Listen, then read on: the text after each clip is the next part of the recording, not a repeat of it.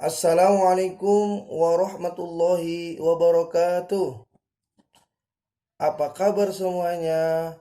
Alhamdulillah luar biasa. Ayo lebih baik. Allahu Akbar.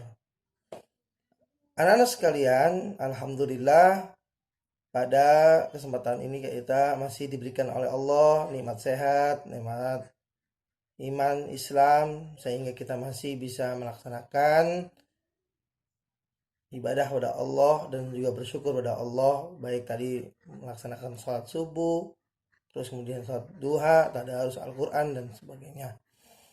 Anak sekalian, pada kesempatan kali ini kita lanjutkan pelajaran kita ya tentang puasa Ramadan kemarin. Namun sebelumnya mari kita baca basmalah. Bismillahirrahmanirrahim. Selanjutnya kita baca salawat kepada Nabi Muhammad. Allahumma salli ala Sayyidina Muhammad wa ala ali Sayyidina Muhammad. Kemudian kita lanjutkan pelajaran hari ini, yakni mengenai syarat-syarat puasa dan rukun. Ada syarat wajib dan juga syarat sah puasa. Ya, nanti silakan dibaca, dicermati ya, dan nanti soal-soal latihannya menyusul kemudian setelah kalian mencermati, membaca ya slide-slide yang sudah Bapak sampaikan ya. Untuk latihan soalnya nanti menyusul di classroom. Terima kasih. Assalamualaikum warahmatullahi wabarakatuh. Syarat wajib puasa yang pertama adalah Islam. Orang yang di luar Islam maka dia tidak wajib berpuasa. Kemudian orang yang berakal sehat, orang yang gila ya sampai dia sembuh baru wajib puasa. Selama itu dia gila maka tidak wajib puasa. Kemudian balik cukup umur, yaitu orang yang sudah dewasa, artinya ditandai dengan umur. Kalau laki-laki umurnya 15 tahun maka wajib berpuasa.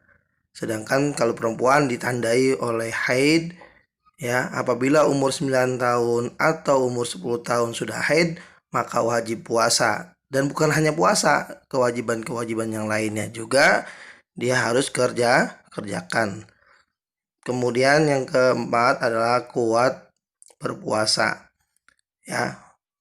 Bagi bapak atau ibu ya yang sudah lansia atau mungkin nenek kakek yang sudah lansia, maka dia tidak wajib berpuasa kalau memang tidak kuat berpuasa.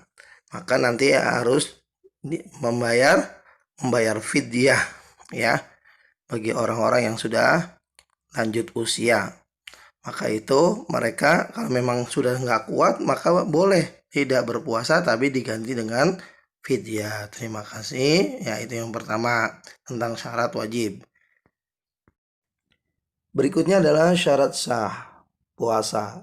Syarat sah puasa ini hal yang memang harus terpenuhi ya. Baik laki-laki maupun perempuan, dan memang nanti ada yang khusus untuk perempuan, yang tidak untuk laki-laki. Syarat sah puasa ada 4 ya. Yang pertama beragama Islam. Bagi orang yang di luar beragama Islam maka puasanya tidak sah. Kemudian mumayyiz, yaitu orang yang dapat membedakan antara yang baik dan yang benar ya, baik dan yang salah ya, mana yang hak mana yang bukan, dia tahu gitu, bisa membedakan ini milik dia, ini bukan, ini benar, ini salah. Nah, itu adalah mumayyiz. Kemudian adalah suci dari haid dan nifas. Nah, ini syarat ini diperuntukkan untuk wanita khusus ya. Bagi orang yang sudah haid dan nifas, maka setelah dia suci, esoknya adalah tanggal 1 Ramadan, maka dia wajib berpuasa. Kemudian pada waktu yang diperbolehkan. Kecuali pada hari raya ya, Idul Fitri maupun Idul Adha, itu dua. Yang ketiga tanggal 11, 12, 13 Zulhijjah. Ya, 11 itu hitungannya 1, 12 itu hitungan 2, 13 itu hitungannya 3. Jadi semuanya ada 5 hari yang tidak diperbolehkan untuk berpuasa. Berikutnya adalah rukun puasa. Rukun puasa hanya ada 2 ya, dan ini inti dari puasa. Wajib harus dilaksanakan oleh orang yang akan berpuasa. Yang pertama adalah niat. Niat puasa dilakukan pada malam hari sebelum terbit fajar shidik. Kalau orang sudah niat, maka nanti sah puasanya, meskipun dia tidak sahur. Ya, lapas niatnya seperti ini: nawaitu shauma ghadin an adai fardhi syahri ramadhani hadhihi sanati lillahi ta'ala. Ya, itu adalah niat puasa. Biasanya Ramadhana. Ke depan kita ganti ya, Ramadhani, itu disebutnya idhofah ya. Idhofah itu kasroh. Nah, selanjutnya adalah yang kedua, menahan diri dari segala yang membatalkan puasa sejak terbit fajar shidik hingga terbenam matahari ya. Jadi sekali lagi, bagi orang yang sudah niat tapi dia tidak sahur, maka puasanya sah ya. Tapi bagi orang yang tidak niat, maka puasanya tidak sah. Kecuali pada saat sahur dia niat, baru sah puasanya. Nah, berikutnya adalah sunnah-sunnah puasa. Di antara sunnah-sunnah puasa yakni adalah makan sahur. Nah, makanya tadi bagi orang yang tidak sahur tapi dia niat ya setelah sholat tarawih, dia niat setelah sholat tarawih, maka puasanya sah. Jadi nggak harus sahur ya. Maka itu ketika ada ditanya oleh guru atau oleh orang tua, lah kenapa kamu tidak puasa?